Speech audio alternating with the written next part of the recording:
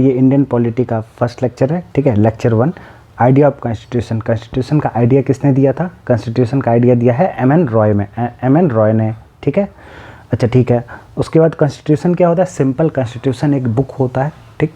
Book में rules regulation है जिसके अकॉर्डिंग स्टेट या फिर कंट्री या फिर कोई भी ऑर्गेनाइजेशन वो किसी कॉन्स्टिट्यूशन के अंडर में ही चलता है, जो कि एक रिटन कॉन्स्टिट्यूशन है, लिखा हुआ कॉन्स्टिट्यूशन है। ऐसा नहीं कोई बोल दिया हम मान लिए, लिखा हुआ, वो पार्लियामेंट से पारित होता है, प्रेसिडेंट साइन करता है, उसका प्रोसेस है, तो कॉन्स्टिट्यूशन उसे ही कहते हैं। तो आइडिया ऑफ कॉन्स्टिट्यूशन किसने दिया? एम एन रॉय ने। पहला आपका ये पॉइंट हो गया। दूसरा पॉइंट कंपनी रूल।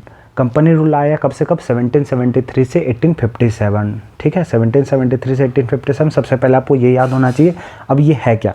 देखिए सबसे पहले इंडिया कॉन्स्टिट्यूशन है, इंडिया में ब्रिटिशर्स राज किए 200 साल, तो वो 200 साल में क्या क्या किए, जो एक्ट पास किए, जो इंपॉर्टेंट था वो हमारे कॉन्स्टिट्यूशन में ऐड हो गया था, ठीक है।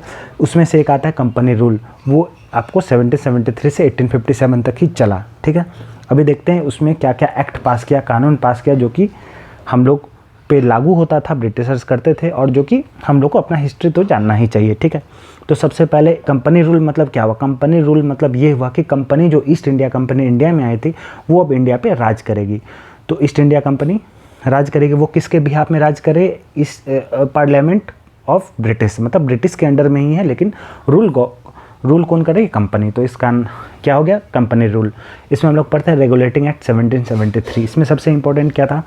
Parliamentary control of British government. सबसे पहले जैसे ये एक्ट पास कर दिया रेगुलेटिंग एक्ट 1773, इसमें क्या किया? Parliamentary control of British government, मतलब ब्रिटिश गवर्नमेंट का ही कंट्रोल था, लेकिन वो रेगुलेट ईस्ट इंडिया कंपनी के थ्रू करवाता था। तो ये एक एक्ट पास करके वो लोग करवा लिए, एक कानून पास करा दिया, अब तो ये होगा ही।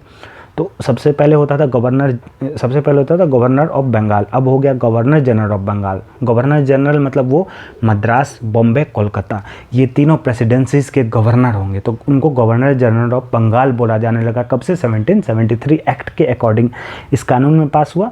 तो अब हम गवर्नर ऑफ बंगाल नहीं बोलेंगे, गवर्नर जनरल ऑफ बंगाल बोलेंगे। तो पहला गवर्नर जनरल कौन हो गए? लॉर्ड विलियम हेस्टिंग, लॉर्ड वारन, आप देख लीजिएगा, वारन है या फिर विलियम हेस्टिंग है, ठीक है। उसके बाद रेगुलेटिंग एक्ट में ही सुप्रीम कोर्ट इस्टेब्लिश किया गया। कहाँ पे? वारन हेस्टिंग ये।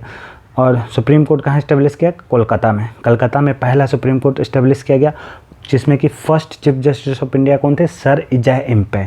Sir Elijah Impey first chief justice of India थे, ठीक है।